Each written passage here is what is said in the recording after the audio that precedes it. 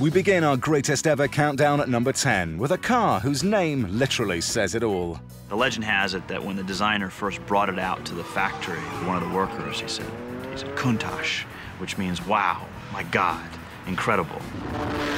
The Lamborghini Countach was an outrageously, deliberately provocative, sexy car. You looked at it and went, wow. I mean, it was quite jaw-dropping. A Countach is, every teenage boy's wet dream of a sports car. The Countach qualifies for our list because it broke new ground for sports cars. It looked like nothing else that had ever come before it. It was a very dramatic car. I mean, it's angular, and it was all sort of carved out of a piece of rock and then put on the road and lowered down, and it was supposed to stop you short and say, that's different, which it was.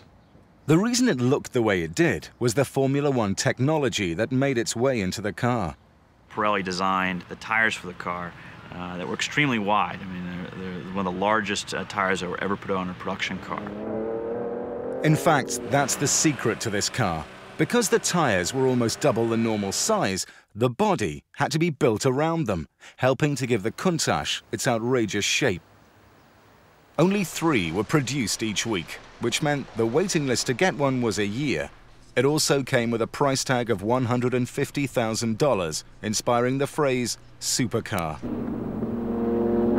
Supercars is a name given to a car that goes above a certain speed, i.e. sort of somewhere between here and Mars, and will go faster than anyone needs to go. So we're talking 150 plus, certainly in the mid-70s. But the Countach was more than just the fastest sports car of its day. Just like Farrah Fawcett, it was also a pin-up, one that ended up in teenage boys' bedrooms all over the world. Including mine. I just dreamed of having one. Eventually, after a 2-year search, I found one in Alberta, Canada. I found out, fortuitously, that this particular car was the actual car that was in the poster that I had as a kid.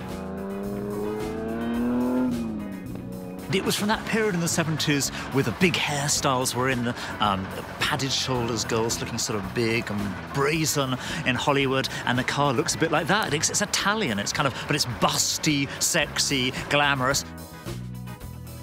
To drive, I would have to say it was thrilling but not relaxing.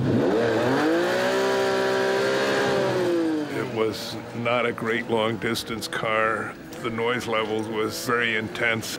There's one of those cars that you could say one of the best moments of your life is the first hour you drive a Countach, but the second hour is one of the worst experiences of your life. Because you've got no rear vision, you can't see what you're doing most of the time. The Lamborghini factory taught people how to back the car up, and you actually have to put the door up.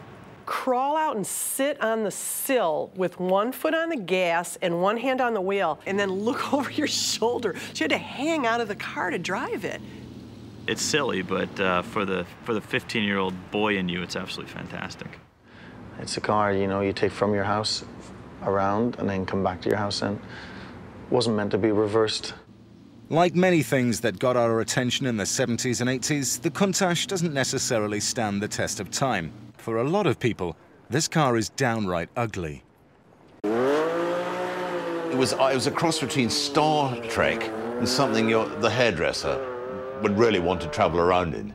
So when you look in a Countach, if you can get lower down, low enough down the road and actually look in the window, you expect to see someone with a big gold chain around their neck and, a few hairs poking out and a shiny shirt, looking frightfully pleased with himself. It's a car that's meant to be aggressive, but it's a kind of BG on wheels. You always imagine the person that drove it looked like Robin or Barry Gibb and had big bouffant hair of the time and a medallion down here and big flared trousers. That's what it was like. It's flamboyant, it's baroque, it's a combination of Liberace and Hugh Hefner.